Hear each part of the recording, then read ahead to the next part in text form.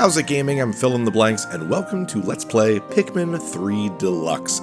It is just about summertime, and I always think that Pikmin is like a good spring and kind of summer type of game, even though there is some winter aspects, but it's just like very nice and outdoorsy, and it's very fun, so I thought that'd be a fun one to do right now. We played Pikmin 1 and 2 on the channel before, 2 years ago for Pikmin 1, last year for Pikmin 2, so I figured why not keep it going. And this is the deluxe version of Pikmin 3. Originally Pikmin 3 was for the Wii U, and then a few years later when the Switch was out, they were like, hey, let's re-release it with all of its DLC and a couple of extra things called the side stories here. But we must play up to a certain point in story mode, so obviously we're going to be doing the story mode. My player is just one. And we'll select the first thing. And we're going to play on hard. I played through on my test play as normal, and I was like, this is so much easier than Pikmin 2. And it turns out normal is actually easier than the original Wii U release of Pikmin 3, and hard is pretty much the Pikmin 3 regular difficulty. I find it weird that they did it like this. It should have been called like easy, original, and ultra spicy, but let's play on hard. It won't be that hard. It's not a huge amount of differences, but the big difference for us is that the amount of time that each day will have will be different. On normal, it is 18 minutes per day. On hard and ultra spicy, it is 13 real-time minutes for an in-game day. So it's more in line with Pikmin 1 and 2. So Galactic date 20XX. it sounds like a Metroid game. At the far reaches of space lies a planet on the brink of ruin. The planet's name? Kopai. Due to a booming population, booming appetites, and a basic lack of planning, Kopai's inhabitants have all but exhausted their food supply. Their only hope is to find another planet with edible matter. Accordingly, they send unmanned scout vessels called Sparrows out into space. To their dismay, the search is proving fruitless. Just as they're about to give up, the final vessel reports back with news of a miraculous discovery. They mobilize to investigate the planet, which they name PNF-404. Kopai's last hope rests on 3 intrepid explorers.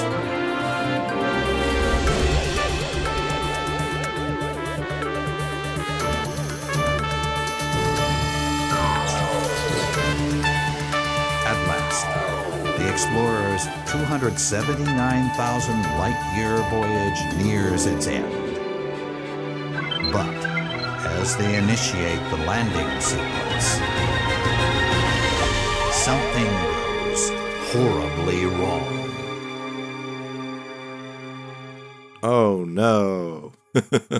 And first of all, oh man, that's gorgeous. This game is beautiful. Especially considering it's the Wii U, so like just about 2 generations ago. But yeah, this is not about Olimar and Louie. You have 3 brand new characters introduced in this game, and they're not even from the same planet as Olimar and Louie, even though they look pretty much exactly the same. Exploration Day 1, Charlie's crash site. Olimar, like, what a cool name, and then just like the next guy's Charlie. I'm assuming it's loading, because nothing else is happening here. There we go. Woo! Ugh. What happened? There's some yellow Pikmin. It's not red for once. There's Charlie. I love his design. That's snow. That looks so good. This isn't even the newest Pikmin game. I haven't played Pikmin 4 yet. It's probably better looking. Where am I? The last thing I remember was... Oh, of course. This must be PNF-404. I picture him with a gruff voice, even though you can technically hear their voices, but like the look just sounds gruff to me. Charlie to ship. Charlie to ship. Do you copy? This is your captain. I repeat, do you copy? Hello? Anyone? There's no response. Where's my ship? My crew? They're all gone, Charlie. Captain Charlie. I love its design. It looks great. I managed to escape unscathed, but what about the rest of my crew? They could be anywhere on PNF-404. I've got to find Alph and Brittany. I only hope they survived. And if you recognize the name Alph, that's actually the Olimar skin from Smash Brothers. That's pretty cool. You can kind of play him as him in Smash. Whoops, sorry. If you get stuck in story mode, press, yeah, hints. Okay, well, we're fine. Yay! All right. Good old Charlie. Walk around, nice and snowy. I love it. I was like, this is a great spring and summer game, and it's immediately winter. Huh, what in the? There are more of them. Yeah, we can see them. Look at that. Yellow Pikmin. So strange. There's a lot of them, jeez. Just hanging out. I seem to have wandered into a strange neighborhood. Oh, they've noticed me. Why are they coming closer? My whistle will scare them off. So I like how with Olimar, he just immediately befriends them. Charlie is like, they're dangerous. So his whistle will actually bring them close to you. I'm surrounded. Maybe I should throw them. It's like, get away from me. That's really a cute idea for learning how they work in a different kind of mentality, a different point of view. They don't appear hostile. So let me get this straight. I can round up these creatures by pointing at them and pressing B and throw them with A. Right, yes, yeah, I know. Throwing and whistle. If you've played a Pikmin game before, it's pretty much the same stuff. There we go. Maybe these fellows can be of some use. And we have 30 on the field. Only 15 right now. So we can grab the ones we kind of saw over here. And you'll notice that if you hold the whistle button, whoop, it kind of like grows vertically as well. And your reach for the whistle is massive in this game compared to the other two Pikmin games. So, let's go. Not a whole lot to do right now, but we do have these little mushrooms you can just explode, which is kind of fun. Right, that's how it's done.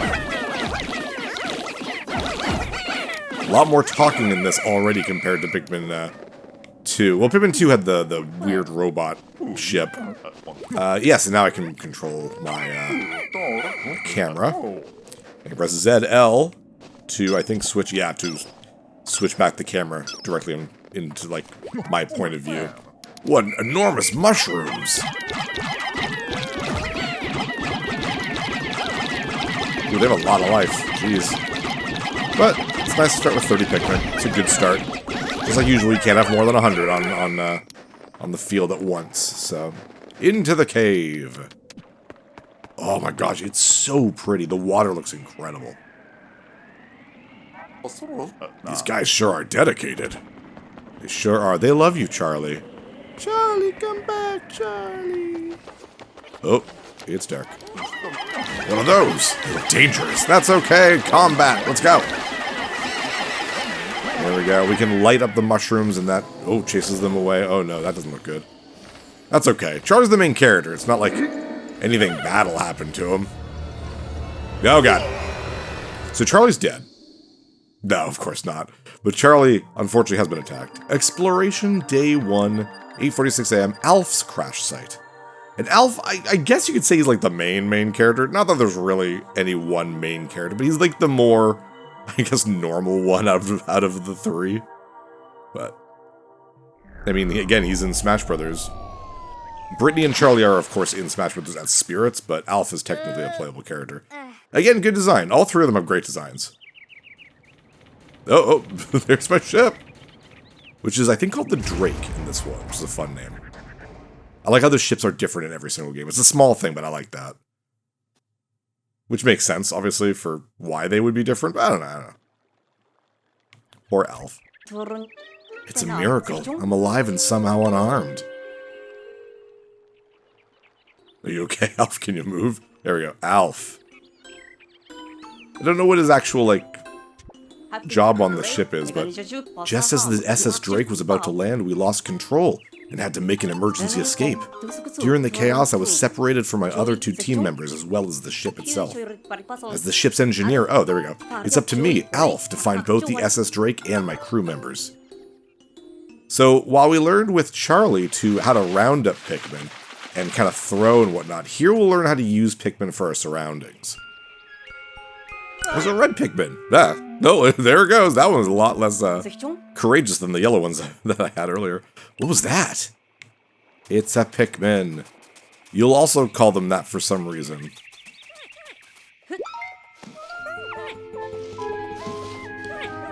Something's stuck in there, up there. It appears that the specimen I just spotted is company. And what's that stuck in that branch? I'll call you guys over. Is there anything I can do? And you can lock on in this game. I love being able to lock on. You can't move Alph right now because it's the tutorial, but locking on and then also moving is great for combat. It's really nice. Here we get our first onion, and the onion designs are actually really neat in this game. Oh, except for that. I hate that. Ugh, that's gross. The actual look is really nice. I was hoping that it was fruit, but it doesn't appear to be edible at all. Nevertheless, the red fellows seem quite pleased now that it's freed. Oh, wait a minute. I'm supposed to be looking for those two missing... Oh, okay. Looking around. Yeah, we know how to look around. Alright. And we have 3. There's 4 on the field. There's the 4th one over here. What's this pile of rubble? We'll grab it. We'll find out.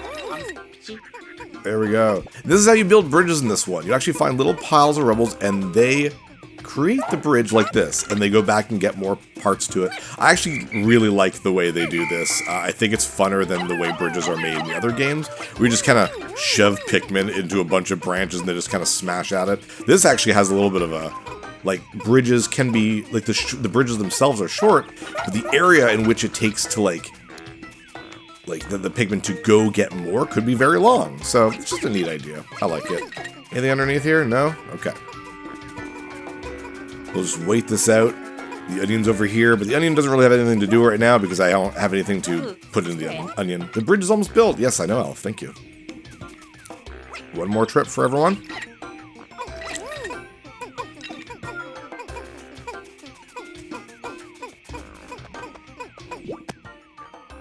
Oh, okay, I'm seeing something.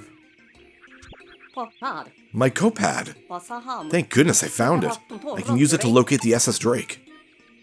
In their little, weird little Simlish language that they speak, you can hear them saying nouns like SS Drake and each person's name. It's kind of cute. I like that a lot. Alright, come back here. Wonderful, the bridge is complete. Dang right.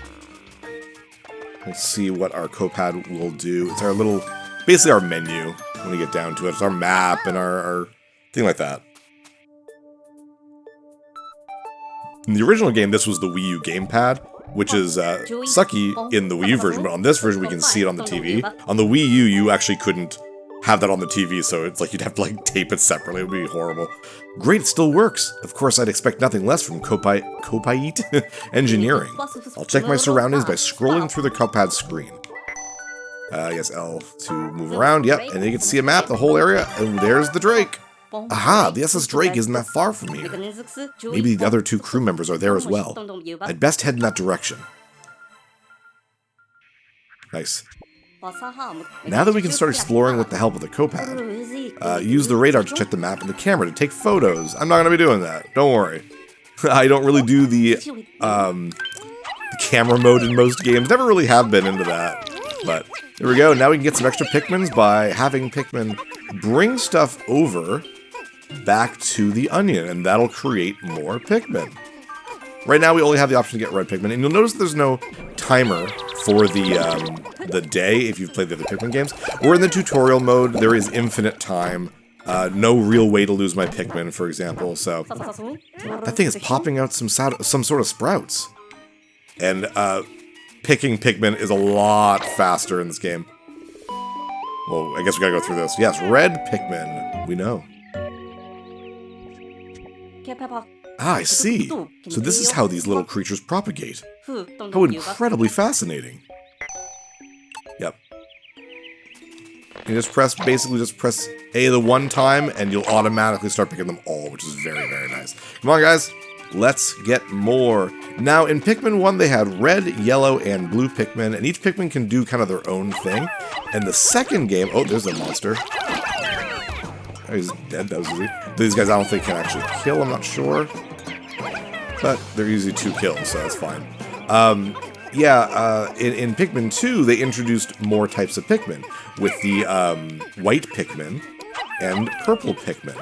Now, this game also has red, blue, and yellow Pikmin, but they don't return. The purple and white Pikmins don't return in this game.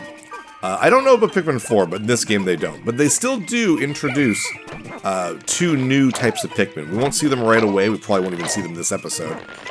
But they're pretty cool, and I like them a lot more in this game than the Pikmin from Pikmin 2. I think they're neater in this one. I like how every Pikmin game kind of introduces a little bit more different types of Pikmin, because they all do something different. Ooh, we have a nice fiver there. I guess lots more Pikmin. There we go. Cool. Make sure not to leave any behind. And here only 20. You can see with the 20 there. What's this enormous thing? The Drake must be somewhere on the other side of it. So we'll need 20 Pikmin to start pushing. We have 16 on the field only, so we needed to get basically every one of those little pellet things in order to have enough. And we're basically locked in here until we do that, so we'll just wait this out, I guess. Man, the detail compared to the original GameCube version. Because, I mean, Pikmin skipped a generation, right? The first 2 were for GameCube, and they re-released the games on the Wii with, like, motion control, but they didn't actually make a new Pikmin game. So Pikmin 3 was for the Wii U, which was HD. This is a massive difference in the graphics quality. It just is absolutely gorgeous. There we go, we have 21 Pikmin now in the field. And I don't like how you don't have the GameCube-style right-stick charge or like movement. It's just for camera, which is good because it's good with the camera. But you do have charge like this, which is better than nothing, but it's not as good in my opinion. All 20 Pikmin. Push, push, push, push, push, push. Oh, there's something. You get these little dialogue kind of things. What's that? It looks like someone's left a data file here. Perhaps the Copad will be able to read it. Hooray! The onion is like a nest for the Pikmin. It both gives birth to them and provides them with shelter. Pikminology number 1. Yeah, you can find these little data files around. They're a little bit like collectibles. We're not going to go out of our way to find them all, but if I see them, I'm going to grab it. Excellent, the Copad can read the data file. So these creatures are called Pikmin. I guess that's why they name it that. This information might come in handy later on. I'll save it in the Copad's exploration notes. But I'm wondering who could have, like, you know, left all that information that already know that they're called Pikmin. There we go, exploration notes. So we'll go in there every time we find a new data file, in case there's something useful. I don't think Captain Charlie wrote this data file. So who did? Could there be other intelligent life forms on this planet? I like how, by saying that, he's implying that these Pikmin are not intelligent life forms, but okay. Let's mosey on. According to the radar, the Drake should be through here. Now, the areas are a bit bigger in this game than they are in Pikmin 1 and 2, and there are little different sub-maps. Now, there are not, like, dungeons and caves the way Pikmin 2 has. Thank goodness. I think Pikmin 2 is a little bit long because of that. This game takes a more Pikmin 1-ish approach to that stuff. Go to the Copad and check out that. Whoops, there we go. Oh, it's just controls. I guess we don't really need that. Yeah, change the radars up. The only thing that matters to me is like the lore and stuff. That's what we'll read. The other things like tutorials we won't really care about for that stuff. Oh no, a sandcastle wall. Who built this wall here? More signs of intelligent life? And this is similar to the way walls work in the other games, except they look cooler. I like the way they break down like this. It looks really neat. And there we go. Good job, my Pikmin. My crew could learn a lot from this kind of teamwork. I hope the Drake is okay. It's fine. Don't worry your pretty little head off, Alph. Oh, there it is. Love its design. I'd love a buildable version of that. It looks great. There it is, the SS Drake. Or like a Lego kind of build of that. The Cuphead isn't picking up any signs of life in the immediate area. What am I supposed to do now?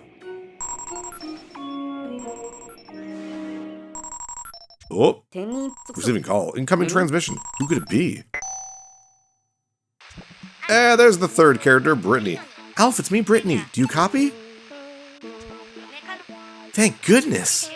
You're with the SS Drake, right? I made it through the landing in one piece. The thing is, I'm trapped somewhere. And I'm starved. Oh. Bad Wi-Fi.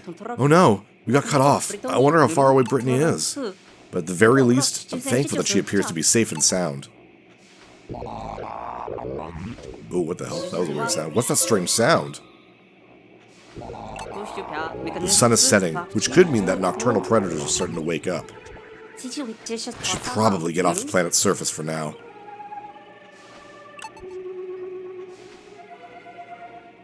And in we go! And that is the end of the first full day, without a timer, like I said. And off we go. Oh, this looks great. So unlike Pikmin 1, where we need parts of our ship and we can't actually leave, this is closer to the way Pikmin 2. Pikmin 2 was all about finding treasures for monetary value. In this, it's all about finding food. Now, we didn't find any in the first day. Really, the main thing right now is to find the rest of our crew. But the main part of the game, instead of having to find a specific amount of things per day or whatever to do stuff, this game actually follows a more narrative approach, where finding Brittany is my next mission, then you'll have a next mission, blah, blah, blah. And you can go through without finding as much fruit, without finding a lot of fruit. But fruit keeps you alive, as you can see right here. Most of the supplies we brought with us from Kopai were destroyed in the crash landing, so we now only have 3 days worth of edible provisions left. So you need to find fruit to make more of these little, like, juice tanks, I don't know. And the more fruit you find, the safer you are, the more days you can go. You can keep going and going and going and going. It's all about finding more fruit. If you go and you don't find any, or if you waste time, that's a game over. That being said, it is very easy to find lots and lots of fruit in this game, so it's really not a big deal, but it is fun seeing when we get fruit and seeing how it works and stuff, which will be next episode. Starting tomorrow, I'll have to find some local food. And then we'll be in day 2. Yeah, we get achievements. This game has achievements, weirdly enough. They call them badges. Using the radar. Okay, that's fine. We got lots of Pikmin. We didn't lose a single one. Good for us. And unlike other Pikmin games, you can actually revert your save back to other days. So that's kind of neat. We're shipwrecked on this planet. Some creatures called Pikmin helped me find the SS Drake, but our cosmic drive key is nowhere to be found. We won't be going anywhere without that. Oh, I guess you still need a piece in order to actually go home, but whatever. Luckily, I made contact with Brittany, and we'll set out to find her tomorrow. When I took off from the ship, the Onion took a flight as well. Odd, but amazing. You have your little diary logs, and all 3 characters have their own, depending on what they're about. So, like, you have Brittany's is about like food, and I think some of the like areas. Alph's more about the species and specimens and stuff that you find, and Charlie's is all about combat. So it's kind of neat how they each have their like own thing that they're really good at. Exploration day 2. I guess we will just play until we land. Normally, you'll have a little menu here and stuff. But I guess that... Oh, here it is. We're still doing it. Whee! And there's the world. And it has been established that this is Earth. Absolutely is Earth, yes. Garden of Hope, the second map of the game. We were in... Oh, I've tracked down Brittany's signal. Right now, finding her is my highest priority. However, I'm also very concerned that our cosmic drive key is now missing. If I don't find that, the Drake won't be able to fly fast enough to get us back to Kopai. That would be very, very bad. So we came from Tropical Wilds, and tomorrow we'll head on to the Garden of Hope. And like I said, you can go to earlier day and actually revert your save file, which is pretty neat if you want to do something in specific order or something. But with that, everyone, we're playing Pikmin 3 Deluxe. I hope we have a great time just enjoying the sights and sounds and trying not to lose hundreds of Pikmin at a time, which will probably happen. With that, I'm Fill in the Blanks. See you next level. Hey, thanks for watching. If you liked this episode, click that subscribe button and hit the bell icon to know when the next episode is up. If you want to support my channel, share some videos with some friends and consider supporting me on Patreon.